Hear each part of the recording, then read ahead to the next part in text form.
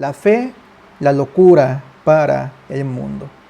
Vamos a leer este pasaje de Génesis 6, del 1 al 22, que dice así. Aconteció que cuando comenzaron los hombres a multiplicarse sobre la faz de la tierra, y les nacieron hijas, que viendo los hijos de Dios que las hijas de los hombres eran hermosas, tomaron para sí mujeres, escogiendo entre todas, y dijo Jehová, no contenderá mi espíritu con el hombre para siempre, porque ciertamente él es carne, mas serán sus días 120 años. Había gigantes en la tierra en aquellos días, y también después que se llegaron los hijos de Dios a las hijas de los hombres, y les engendraron hijos. Estos fueron los valientes que desde la antigüedad fueron varones de renombre. Y vio Jehová que la maldad de los hombres era mucha en la tierra, y que todo designio de los pensamientos de corazón de ellos era de continuo solamente el mal. Y se arrepintió Jehová de haber hecho hombre en la tierra, y le dolió en su corazón. Y dijo Jehová, raeré de sobre la faz de la tierra a los hombres que he creado, desde el hombre hasta la bestia, y hasta el reptil y las aves del cielo, pues me arrepiento de haberlos hecho. Pero Noé halló gracia ante los ojos de Jehová. Estas son las generaciones de Noé. Noé, varón justo, era perfecto en sus generaciones con Dios, caminó Noé, y engendró Noé 3 hijos, a Sem, a Cam y a Jafet. Y se corrompió la tierra delante de Dios, y estaba la tierra llena de violencia. Y miró Dios la tierra, y he aquí que estaba corrompida, porque toda carne había corrompido su camino sobre la tierra. Dijo pues Dios a Noé, he decidido el fin de todo ser, porque la tierra está llena de violencia a causa de ellos, y he aquí que yo los destruiré con la tierra. Hazte un arca de madera de gofer, harás aposentos en el arca, y la calfatearás con brea por dentro y por fuera. Y de esta manera la harás, de 300 codos la longitud del arca, de 50 codos su anchura, y de 30 codos su altura. Una ventana harás al arca, y la acabarás a 1 codo de elevación por la parte de arriba, y pondrás la puerta del arca a su lado, y le harás piso bajo, segundo y tercero. Y he aquí que yo traigo un diluvio de agua sobre la tierra, para destruir toda carne en que haya espíritu de vida debajo del cielo. Todo lo que hay en la tierra morirá. Mas estableceré mi pacto contigo, y entrarás en el arca tú, tus hijos, tu mujer, y las mujeres de tus hijos contigo. Y de todo lo que vive, de toda carne, 2 de cada especie meterás en el arca, para que tengan vida contigo, macho y hembra serán, de las aves según su especie, y de las bestias según su especie, de todo reptil de la tierra según su especie, 2 de cada especie entrarán contigo para que tengan vida. Y toma contigo de todo alimento que se come y almacénalo, y servirá de sustento para ti y para ellos. Y lo hizo así Noé, hizo conforme a todo lo que Dios le mandó. Amén. Pues ya vamos a dar comienzo a esta exposición de la palabra de Dios, de la cual ya vieron el título, la fe, la locura para el mundo. Hemos estado aprendiendo cada domingo, pasaje por pasaje, de la obra de Dios, pues desde el principio. En esta ocasión estamos con la serie del Pentateuco, de los 5 primeros libros de la Biblia, de los libros de Moisés. Hemos aprendido cómo desde el Edén nos es revelada la promesa de salvación para nosotros. También pues nos queda en claro el amor que Dios nos tuvo desde antes de crearnos, desde antes de que este mundo incluso fuera creado, fuera fundado. Hemos visto también la promesa claramente de que el Salvador a su debido tiempo aplastaría a la serpiente de la cabeza, y también pues a su debido tiempo Él pues nos salvaría. A pesar de que en la antigüedad no era muy claro cómo llegaría a esto, desde estos tiempos había gente que estaba confiando en que Dios les habría de salvar, aunque no entendieran de manera clara de qué manera iba a ser. Y ahora continuamos aprendiendo de esta simiente, de esta genealogía santa que el Señor apartó para que de esta manera continuara su descendencia hasta que a su debido tiempo llegara aquel que sería de bendición para toda la tierra, y que también él dejaría una simiente, dejaría una genealogía. Estamos aprendiendo de la descendencia santa, de la descendencia del pueblo de Dios, de la descendencia de la cual nacería a su debido tiempo nuestro Señor Jesucristo. El día de hoy llegamos hasta la vida de Noé. Vamos a empezar a hablar de la vida de Noé. Vamos a aprender por qué fue declarado justo a los ojos de Dios y qué es lo que implicaba vivir de manera justa ante Dios. Porque nosotros vemos este relato, lo vemos muy simple, incluso en las películas lo vemos de manera muy sencilla. No llegamos a profundizar en todo lo que Noé debió de haber vivido por causa de esto que él estaba haciendo para el Señor.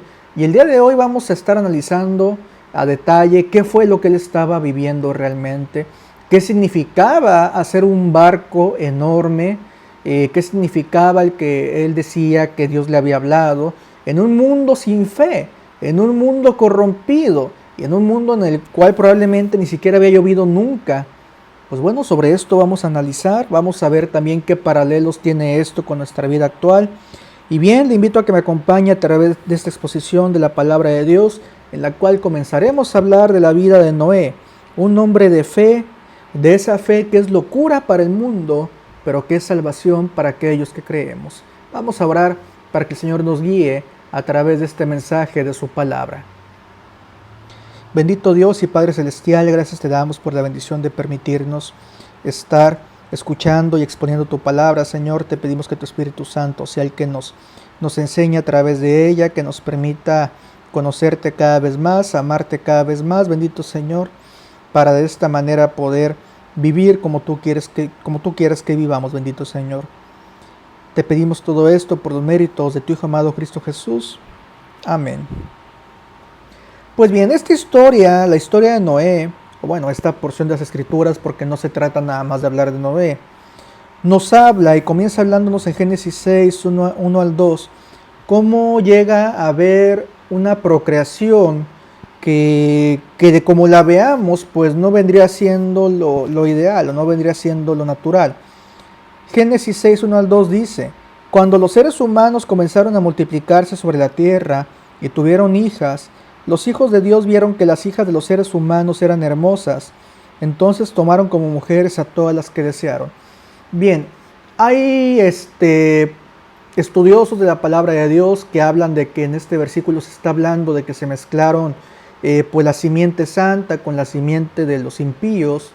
Y también está el pastor MacArthur, de quien me baso mucho en las exposiciones, sobre todo en esta, que dice que por el término que se usa para hablar de hijos de Dios, ese término pues es inconfundiblemente para referirse a ángeles.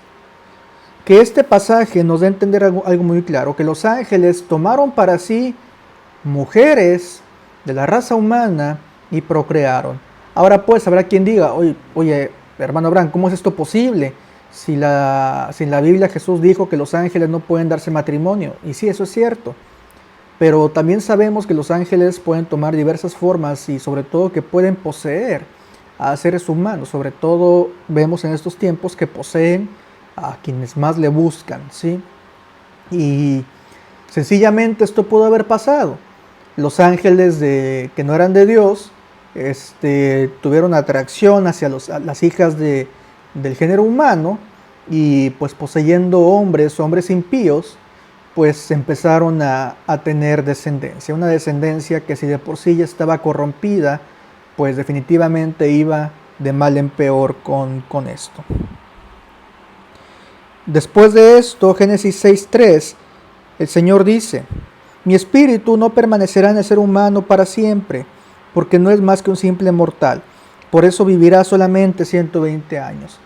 A partir de que el Señor pues ve todo esto, Él decide ponerle un fin, un límite a la raza humana, cuando menos en su inmensa mayoría, y les da una fecha de 120 años para un juicio universal. Aquí se da el primer juicio final del género humano, bueno, juicio porque no fue final, en el cual pues el Señor dice, pues no, mi espíritu no va a poder estar contendiendo para siempre.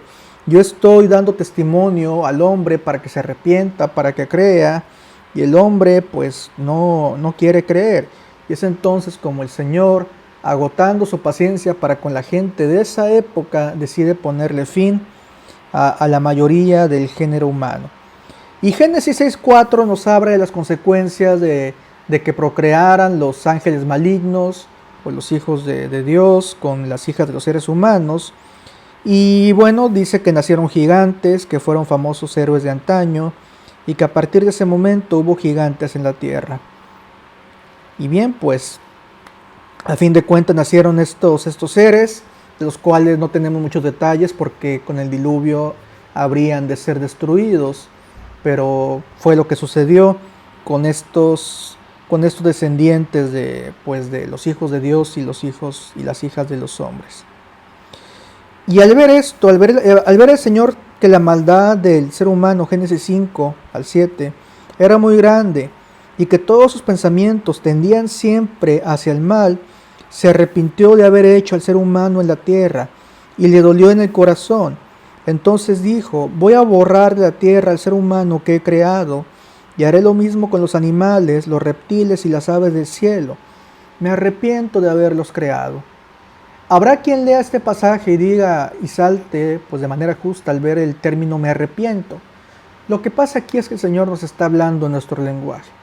Lo que estaba pasando, como también se menciona en este pasaje, es que el Señor siente un dolor en su corazón. El Señor tiene un sentimiento de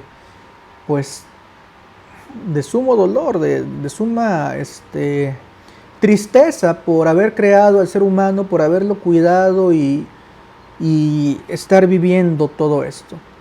Nosotros podemos llegar a ver a Dios como alguien lejano, como alguien que está desde su trono y que es ajeno a lo que sentimos, pero este no es el Dios verdadero, este no es el Dios de la Biblia. El Dios verdadero siente dolor cuando nos equivocamos, siente dolor cuando nos alejamos de Él y siente un celo que tiene una perfecta justificación, porque no es como el celo del mundo.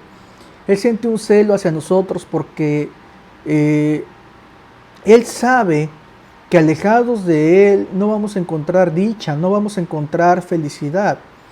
Por eso Él nos quiere para Él. Bueno, en primer lugar porque fuimos hechos para Él, pero en segundo porque Él sabe que si nosotros vivimos alejados de su voluntad, si vivimos alejados de su presencia, solamente va a haber desdicha, solamente va a haber quejas, solamente va a haber amargura. ¿O no es así? Nosotros tenemos altibajos espirituales, a veces buscamos más al Señor, disfrutamos de su presencia, o también hay veces en las cuales lo hacemos a un lado e incluso llegan más tentaciones a nuestra vida. ¿Por qué? Porque sencillamente no lo ponemos en el lugar que Él se merece. Él merece estar en el centro de nuestra vida. Él merece ser el número uno en nuestra vida. Él merece ser quien marque la agenda de nuestra vida. Esto por supuesto que es locura para los que no creen. ¿Sí? En el trabajo, en la escuela, cuando la gente ve que tenemos el número uno al Señor, la gente se burla de nosotros. La gente no entiende cómo puede ser esto algo real, y también les causa sorpresa y amargura el ver que el que nosotros dependamos del Señor hace que a fin de cuentas las cosas nos acaben saliendo bien.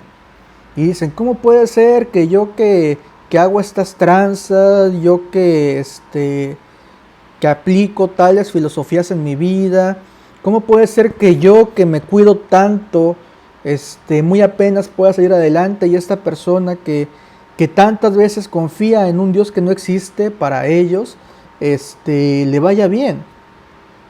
Pues bueno, esto es porque los mandamientos de Dios, y esto entendámoslo muy bien, hermanos, no fueron hechos para que los vivamos alejados de Dios.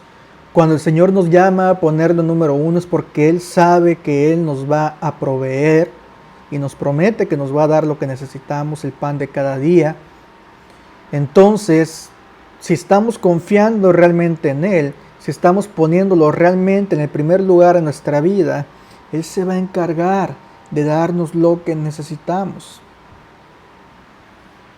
En cambio, el mundo, por más que atesora, por más que guarda para el futuro, por más que trata de prevenir todo lo que pueda llegar a venir, lo cual no está mal ser prevenido, no está mal ser alguien cauto, pero el mundo pone su confianza en el Señor, fuera del Señor, y luego aún con todas las previsiones que toma, pues les acaba yendo mal. ¿Por qué? Porque sencillamente no tenemos manera de prevenir todo lo que puede pasar en nuestra vida. Sin embargo, sí tenemos manera de confiar en el único que es dueño de todo y quien controla toda circunstancia. Después vemos que la Biblia nos empieza a hablar de Noé. Génesis 6, 8 al 22. Ya lo leímos, voy a leer un poco de estos pasajes. Pero Noé contaba con el favor del Señor. Esta es la historia de Noé. Noé era un hombre justo y honrado entre su gente. Siempre anduvo fielmente con Dios. Tuvo 3 hijos, Sem, Cam y Jafet. Pero Dios vio que la tierra estaba corrompida y llena de violencia. Al ver Dios tanta corrupción en la tierra y tanta perversión en la gente, le dijo a Noé: he decidido acabar con toda la gente, pues por causa de ella la tierra está llena de violencia. Así que voy a destruir a la gente con la tierra. Constrúyete un arca de madera resinosa, hazle compartimientos y cúbrela con brea por dentro y por fuera. Dale las siguientes medidas: 140 metros de largo, 23 de ancho y 14 de alto. Hazla de 3 pisos con una abertura a medio metro del techo y con una puerta en uno de sus costados. Porque voy a enviar un diluvio sobre la tierra para destruir a todos los seres vivientes bajo el cielo. Todo lo que existe en la tierra morirá, pero contigo estableceré mi pacto y entrará en el arca tú y tus hijos, tu esposa y tus nueras. Haz que entre en el arca una pareja de todos los seres vivientes, es decir, un macho y una hembra de cada especie para que sobrevivan contigo. Contigo entrará también una pareja de cada especie de aves, de ganado y de reptiles, para que puedan sobrevivir. Y bueno, al final nos dice, y Noé hizo todo según lo que Dios le había mandado. Pues en estos tiempos no estaba la revelación de la palabra de Dios, no se había revelado aún la ley de Dios. Noé vivía como muchos, dependiendo de las revelaciones sobrenaturales que el Señor le diera. Y bueno, el Señor recibió esta advertencia de que vendría un diluvio.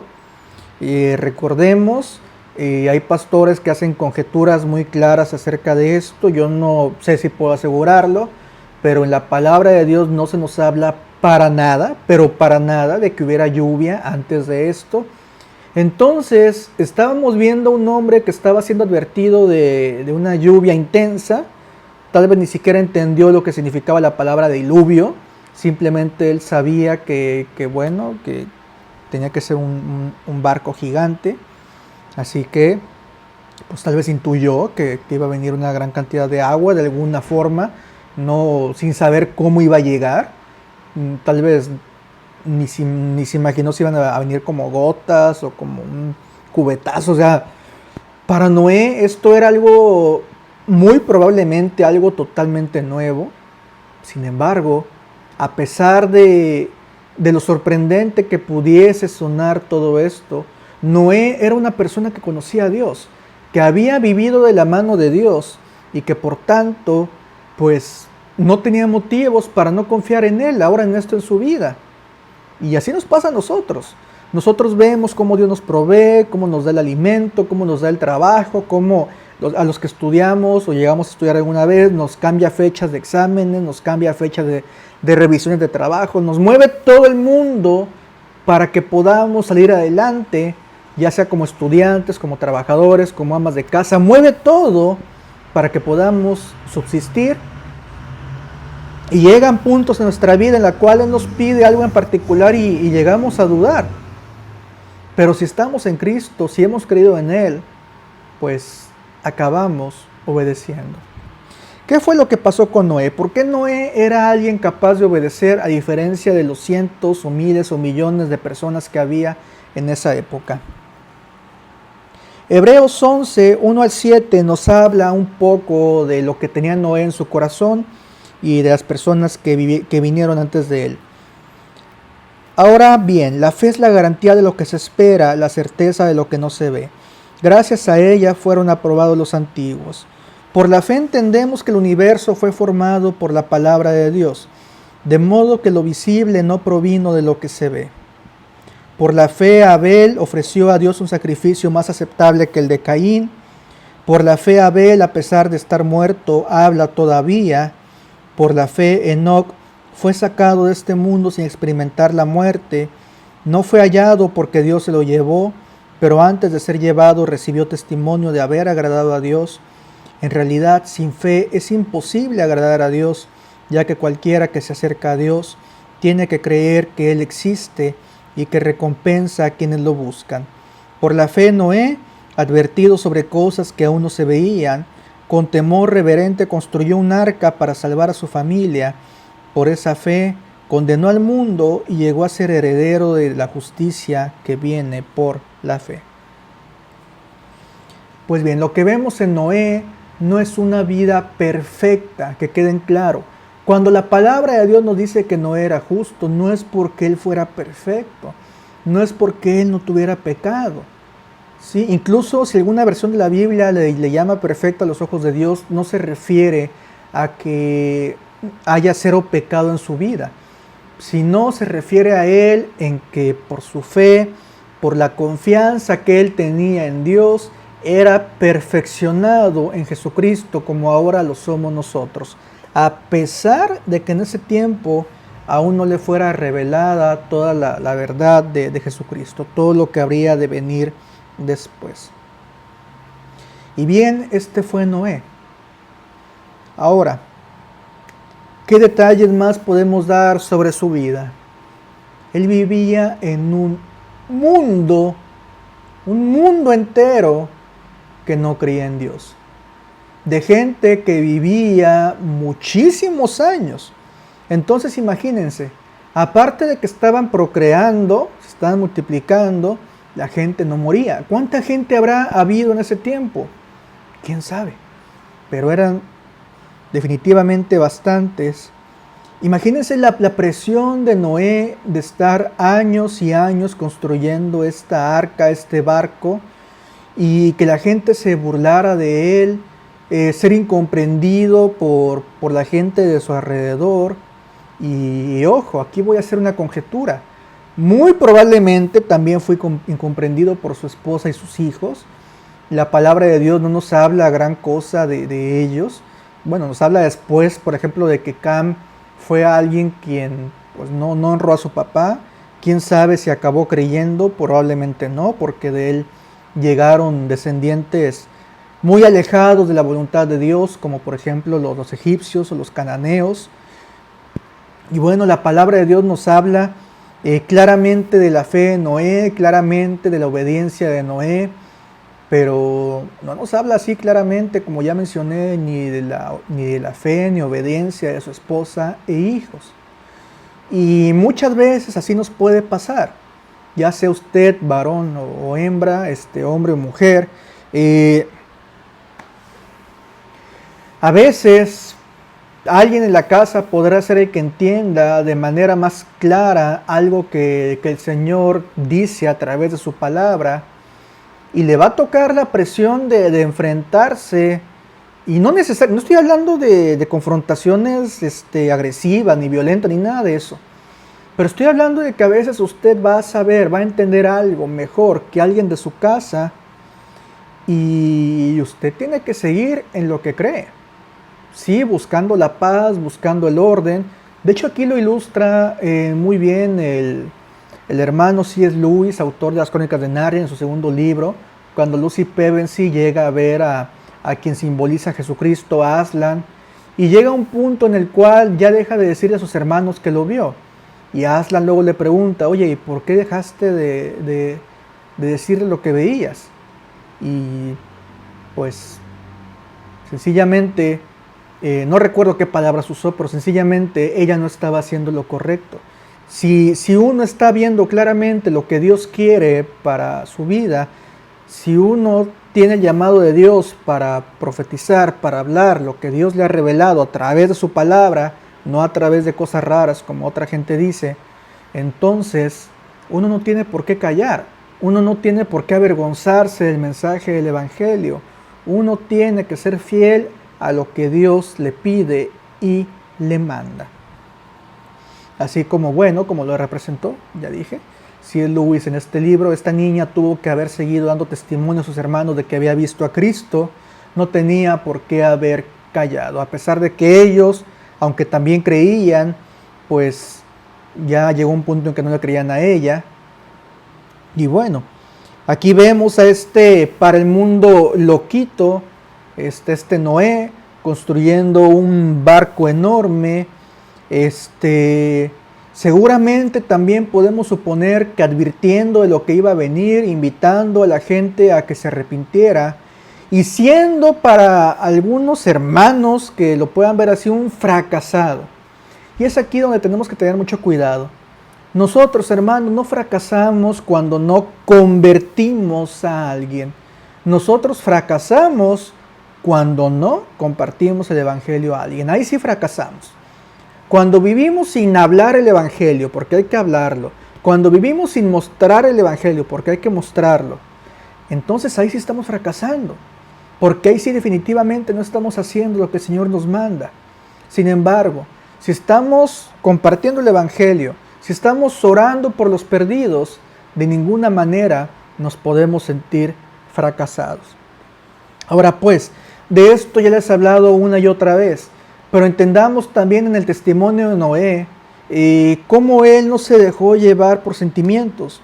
¿Usted no cree que él pudo haberse sentido deprimido, sin ganas, en algún momento de cuando estuvo construyendo esta arca? ¿No cree que pudieron haber pasado cientos de sentimientos por su cabeza? Sí, pero recordemos que el Señor nos invita a vivir por fe, no por vista. Incluso ahorita con esta pandemia, ya muchos nos sentimos sin energía, sin ánimos, tristes. Nuestro corazón nos tienta a quejarnos, o a veces no solamente nos tentamos, sino que ahí en redes sociales nos desahogamos, nos quejamos de este año. Pero la verdad es de que muchos de nosotros, a pesar de que hayamos perdido seres queridos, la verdad tenemos que agradecer por lo que el Señor nos ha dado, por cómo el Señor nos guarda, por cómo a pesar de que muy apenas tengamos a veces para comer, tenemos que agradecer de cómo el Señor ha sido bueno con nosotros.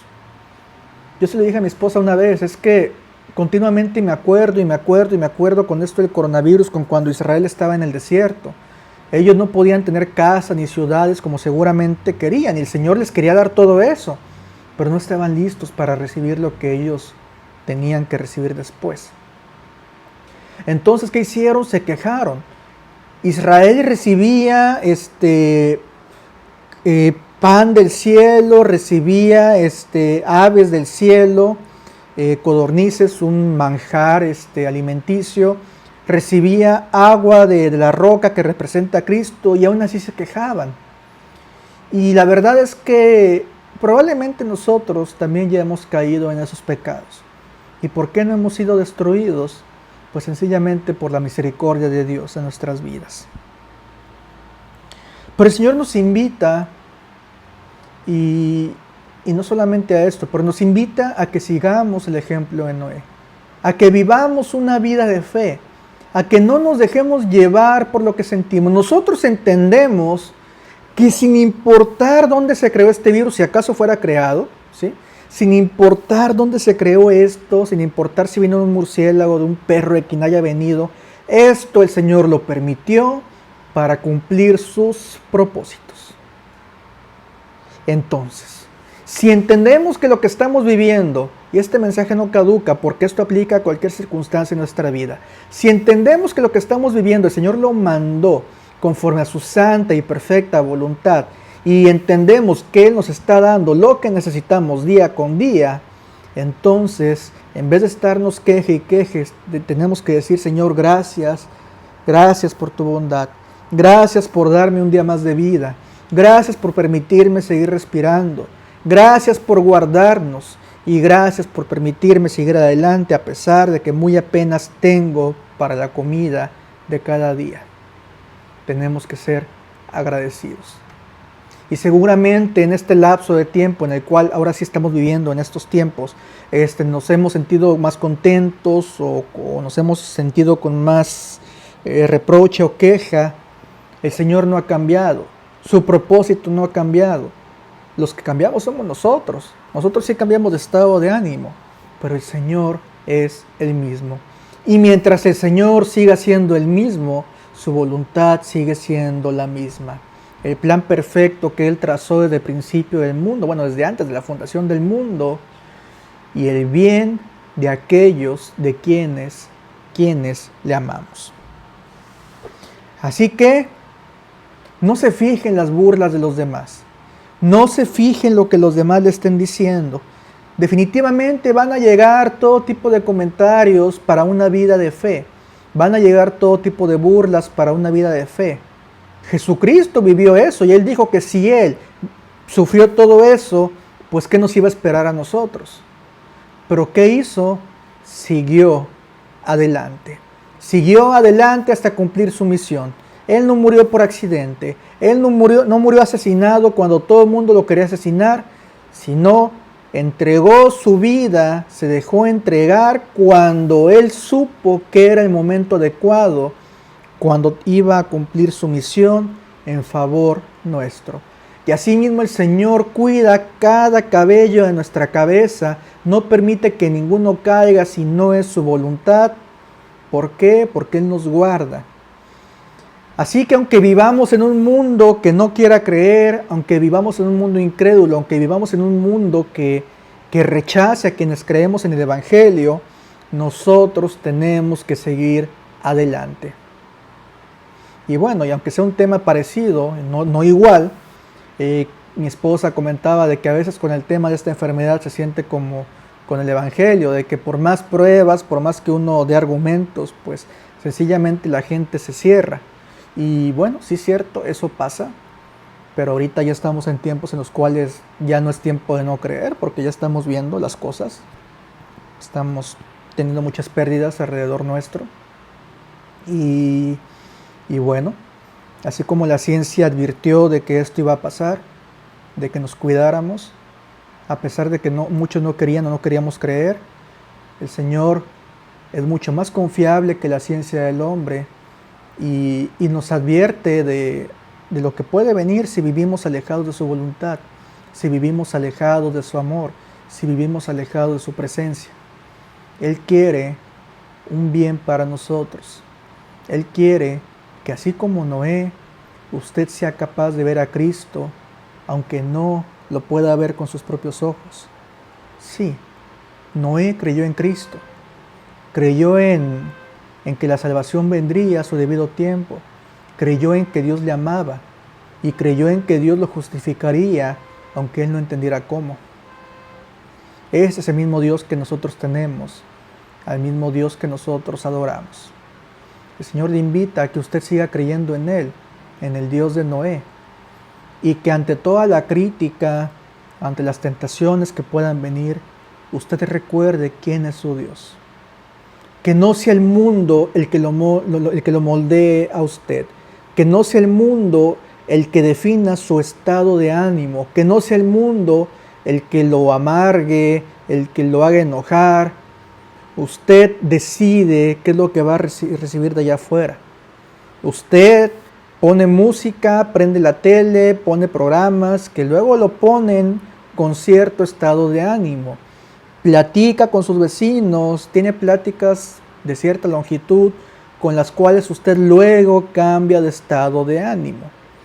El Señor quiere que usted guarde su corazón, que usted guarde su vida, ¿sí? Que no se exponga más allá de lo que pueda soportar cuando en usted esté la decisión, la opción de hacerlo, y de que usted, antes que platicar con el vecino, antes que llenarse de películas, de telenovelas, de música de este mundo, que no todo necesariamente es malo, pero siempre es malo cuando buscamos cualquier cosa de este mundo y lo ponemos en segundo término en primer término, en vez de poner al Señor siempre al frente de nuestra vida. Así que el Señor nos invita a vivir como Noé, nos invita sobre todo a vivir como Cristo, quien a pesar de ser calumniado, de ser vituperado, de que le hacían burla, no dejó su misión y no dejó de ser feliz, porque la felicidad últimamente no viene de las cosas de este mundo. Hay muchas cosas, muchas personas, muchas circunstancias que nos pueden dar felicidad y está bien, pero últimamente el único que nos puede dar felicidad duradera y verdadera es nuestro Dios. Así que, ante todo lo que veamos allá afuera, siempre pongamos nuestros ojos fijos en Cristo. Siempre pongamos nuestros ojos fijos en el Señor. Y aunque nuestra vida parezca locura para aquellos que estén a nuestro alrededor, usted siga adelante, porque usted no está solo. Termino con un versículo. 1 Corintios 1, 18 al 19 dice: Me explico. El mensaje de la cruz es una locura para los que se pierden. En cambio, para los que se salvan, es decir, para nosotros, este mensaje es el poder de Dios. Pues está escrito: destruiré la sabiduría de los sabios, frustraré la inteligencia de los inteligentes. El Señor le invita a esto, a vivir en fe. Ya no voy a repetir 1000 veces lo mismo que he dicho, pero usted confía en el Señor. Y usted podrá ver al Señor obrar en su vida, usted podrá maravillarse en su obra y ser sumamente dichoso, sumamente feliz ante la presencia del único que puede darle la verdadera felicidad que usted necesita en su vida. Vamos a orar. Bendito Dios y Padre Celestial, gracias te damos por este mensaje. Te pedimos que nos llenes de ti, bendito Señor, que nos permitas conocerte y amarte cada vez más, bendito Señor, y que nos permitas vivir confiando en ti, Señor. Que la tentación no sea la que dicte nuestro andar, que la presión de la gente del mundo no sea lo que dicte nuestro andar, sino que seas tú quien dicte nuestro caminar día con día, a pesar de que nuestro corazón, de que nuestra mente, de que nuestros sentimientos nos quieran llevar por diferentes lados, por diferentes veredas. Te pedimos que en el poder de tu Espíritu Santo nos permitas tú andar por el camino angosto para así vivir la vida a la cual tú nos llamaste, Señor. Permítenos verte con los ojos espirituales, Señor Jesús, para de esta manera vivir una vida agradable a ti en el poder que tú nos das para poder vivirla, Señor. Tú eres quien nos fortalece para esta guerra espiritual que estamos viviendo. Tú eres quien nos fortalece para poder soportar las burlas de los demás. Tú eres quien nos fortalece para poder resistir incluso nuestras casas cuando la otra persona no quiere creer, y quien también nos tiene paciencia cuando somos nosotros los que no queremos creer al testimonio de nuestros hermanos. Te pedimos que nos llenes de ti, que nos llenes de tu Espíritu Santo y nos permitas conocerte y amarte más. Te pedimos todo esto en los méritos de tu Hijo amado Cristo Jesús. Amén.